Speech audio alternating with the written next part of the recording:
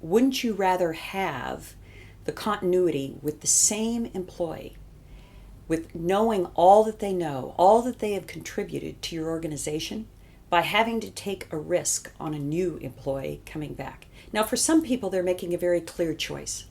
I've chosen to have children.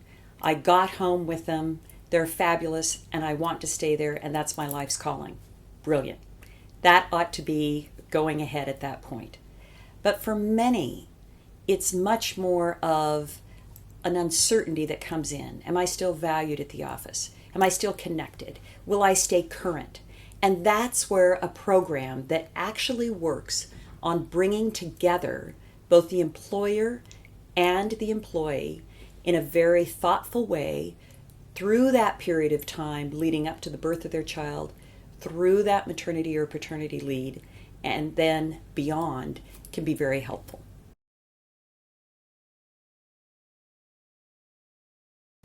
So, in terms of returning to the workplace when a parent has been on maternity leave or paternity leave and is looking to re-enter and go back to the organisation that they left, I think the biggest thing that we have to take into account is the pace of change of the industries that we're now serving, whether it's in financial services, the world that I operate in, the financial technology space, or whether it's other industries. Just the vast increase in the pace of change has made the re-entry process, I think, much more complicated, because the company's changed, the people have changed, clients have changed. Pretty much every measure that you would look to seek to get yourself back up to speed on, everything has changed. And in my opinion, the pace of change that we're seeing now is only going to speed up. And so I think equipping people to return to the workforce in this accelerated transition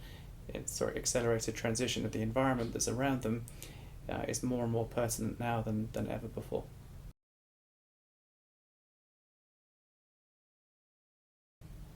So the question of could companies or should companies be doing more to help parents re-enter the workforce? I think frankly it's a complete no-brainer. If you think about the amount of money that is spent on recruiting, retaining, training, developing, and frankly even exiting people at the point of redundancy, the amount of money that gets spent on talent in general, it far outweighs the small investment that could be made at a very critical moment of somebody returning to work, both in terms of their emotional support, their network that's around them, and understanding the key decision points and the key points of opportunity, but also the key points of pain that they're likely to encounter when they return to work. I think it's a small investment to make a whole group of talented professionals for each particular company continue to be valuable to that company, or actually, frankly, in a constructive way, have a conversation with them as they're returning to work that provides them with an understanding of what environment they're walking into, and have them make some different choices around which role they should be working within that specific company, or whether there's a better decision that they could be making. I think if you put it in the context of money that's spent on recruiting and retaining talent in other contexts, it's, as I say, it's a no-brainer.